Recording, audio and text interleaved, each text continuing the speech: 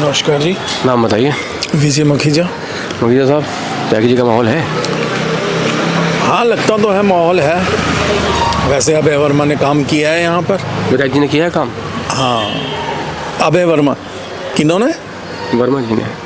हाँ, अभय वर्मा जी ने काम किया है। ये रोड देखो जहाँ हम खड़े हैं उन्हीं ने बनाई है। अब ये बीच वाली बढ़नी है, ये त्यागी वाली रोड गिनी जाती है। तो हाँ, अभय वर्मा जी ने। पीछे की रोडें टूटी पड़ी हैं, वर्मा जी ने पार्क बनवा के दिखाने के लिए छोड़ दिया। नहीं, ऐसी बात नहीं है। उन्होंने खुद अपील करी है कि ये लगा हुआ है कुछ कंट्रोल 4, क्या कहते हैं उसको,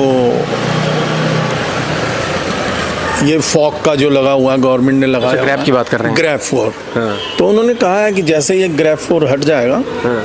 तो ये सड़कें बन जो टूटी हुई हैं उसी टाइम बननी शुरू हो जाएगी। लक्ष्मीनगर में हम सुनते हैं कि वोट जो है चुनाव चिन्ह पे नहीं पड़ता है, त्यागी जी के नाम पे पड़ता है। हाँ, त्यागी जी पहले से मशहूर है यहाँ पर। ये त्यागी जी की खुद गली है। हाँ। तो ऐसी बात नहीं है, अच्छी फाइट होगी दोनों में। अगर अभय वर्मा जी को टिकट मिल जाती है तो टिकट कटने की भी चांस है। किसको मिल सकती है भाजपा? नहीं, मुझे नहीं लगता अभय वर्मा की टिकट कटेगी। इन दोनों की फाइट रहेगी। बाकी कांग्रेस तो बीच में है ही नहीं, कहीं भी दिखती नहीं है। और उन्होंने तो बड़े बड़े नेता उतार दिए। रागिनी नायक आ गई हैं, खुद कहते हैं कि संदीप दीक्षित चुनाव लड़ेंगे नई दिल्ली से केजरीवाल के खिलाफ। हाँ, वो वोट काटूंगा संदीप दीक्षित। वहाँ से अगर वो परवेश जी खड़े हो जाते हैं, उनको टिकट मिलती है। बड़ी लंबी लड़ाई है नई दिल्ली की, कौन जीतेगा साहब आपके हिसाब से? मुझे लगता है परवेश जी जीत जाएंगे वहाँ, केजरीवाल आ रहेगा। परवेश जी पे तो बड़े आरोप लगा रहे हैं कि भाई साहब 1100 रुपए कैश बांट रहे हैं वोटर आईडी कार्ड देके। तो उनका 25 साल 30 साल से उनके पापा का, साहिब सिंह वर्मा जी का एक एनजीओ चल रहा था। हाँ, एनजीओ की मैं आप बात बताता हूँ, और वो अभी भी चल रहा। पीछे कुछ लोग मिले थे या भाजपा के लोग, आम आदमी पार्टी के लोग ये बताते हैं, अगर आप एनजीओ चलवा रहे हैं तो पूरी दिल्ली के लिए क्यों नहीं चलवा रहे हैं? केवल वोटर आईडी कार्ड देकर नई दिल्ली की महिला वोटर्स को ही क्यों 1100 रुपए दिए जा रहे हैं? बाकी लोगों ने क्या गुनाह कर दिए? नहीं, गुनाह नहीं किया है। एक्चुअली में बीजेपी स्टार्टिंग शुरू कर रही है, कहीं से तो शुरू करेगी, एकदम तो ओपन नहीं करेगी। तो पूरी दिल्ली में बांटा जाएगा 1100? शायद हो सकता है, शायद में भी। अच्छा जी। क्योंकि हर देखो, ये कुछ सेंट्रल गवर्नमेंट की बात कर रहा हूँ, जैसे सीए कानून है। गलत है सही है? नहीं, सही है ये सही। और एक स्टेट में तो हो भी गया है। हाँ जी, शायद असम में। बिल्कुल। हिम्मत वर्मा जी ने, हिम्मत से, वो क्या नाम है उनका, वहाँ के मुसलमान बड़े परेशान हैं। आस्ते आस्ते हर स्टेट में लागू करेंगे। और मुसलमानों को परेशान करते हैं। आपकी गांधीनगर के बहुत बड़े नेता हैं। कभी मुसलमानों को परेशान किया ही नहीं। ये हिंदू मुस्लिम तो हम लोग करते हैं। सेंट्रल गवर्नमेंट ने आज तक मुस्लिमों को परेशान नहीं किया।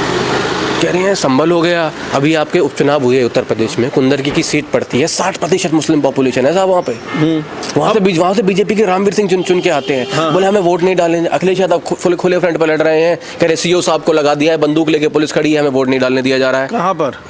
संभल की बात में, कुंदर की सीट की बात कर रहा हूँ। देखो, संभल के अंदर जो जैनवन मंदिर मिला है ना, वो मिला है।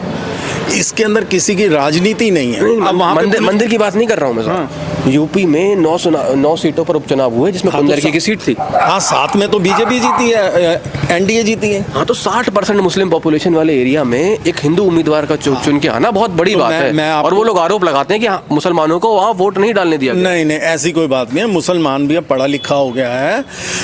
तो पहले नहीं था पढ़ा लिखा मुसलमान? नहीं, पहले तो हिंदू भी पढ़ा लिखा नहीं था। अच्छा। 1980 से पहले देखो कहाँ पढ़ाई थी, कहाँ पढ़ा लिखा था कोई।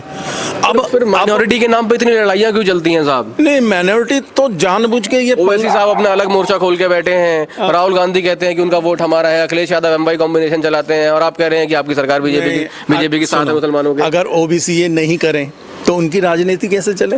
उनको फिर कैसे सीट मिल जाए? जैसे महाराष्ट्र में 1-2 सीट मिल गई हैं। अब यहाँ पे इन्होंने ओबीसी जी ने दिल्ली में उनको सीट दे दी है, ये जिसने दंगा किया था दिल्ली में। कुमार की बात कर रहे हैं? हाँ? कन्हैया कुमार की बात कर रहे हैं? नहीं, कन्हैया ये कौन है? वो मोमडन ही है कोई, जिसने दंगा कराया था, तो उसको सीट दे दी। अगर ये ओबीसी ऐसे दंगों के बीच में ना आए तो मुस्लिम पहचान कैसे करेंगे उनकी कि हमारा भी कोई नेता है? और वैसे आपको एक बात बता दूं, मुसलमान दंगाई हो गया है क्या? नहीं, दंगाई नहीं हुआ। एक आध बीच में देखो, 100 बंदों के अंदर 1-2% अगर गलत, वो हिंदू भी हो सकता है, मुसलमान भी हो सकता है। इसके अंदर हिंदू मुसलमान तो कहीं है ही नहीं। अब मैं आपको एक और भाई साहब काम करने जा रहे। भाई साहब चले जाने दीजिए, आप बोलिए साहब। नहीं, मैं ये कह रहा था जहाँ तक हिंदू मुसलमान जो कर रहे हैं ना, ये बेवजह में हम लोग कर रहे हैं। ऊपर से सेंटर में या दिल्ली स्टेट में कोई हिंदू मुसलमान नहीं हो रहा। आपको बता दूं, आज मुसलमान भी समझदार हो गया है और मुसलमान भी सोच समझ के वोट करेगा। बीजेपी को डाल रहा है क्या मुसलमान? हाँ, पहले नहीं डालता था, अब वो समझता है कि सेंट्रल गवर्नमेंट तो हमारे बारे में अच्छा ही कर रही है। अच्छा जी। जो भी सेंटर से अच्छा जी। स्कीम आ रही है, क्या मुसलमान को नहीं मिल रही? हिंदुओं से ज़्यादा मुसलमान को मिल रही है। बहुत बहुत धन्यवाद हमसे बात करने के लिए। और हमने इन लोग लगातार लक्ष्मी नगर के निवासियों से बात कर रहे हैं। ये हमारा चैनल है यूट्यूब पर, द लोक धर्म के नाम से। उस पर आप यूट्यूब खोलेंगे आ जाएगा? बिल्कुल आ जाएगा। ठीक, द लोक धर्म डालिएगा आप, बिल्कुल आ जाएगा साहब। अच्छा, हम और लोगों से बात करेंगे। कट करो।